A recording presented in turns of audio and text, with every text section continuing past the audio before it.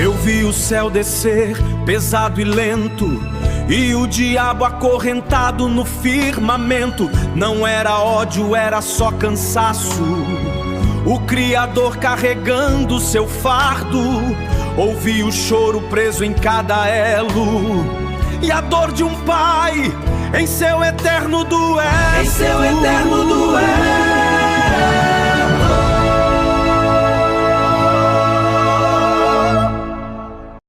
Carrega todos os nossos pecados.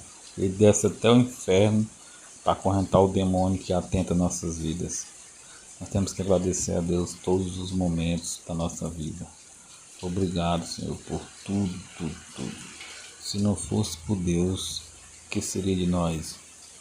Nós temos que agradecer a Deus todos os santos dos dias da nossa vida.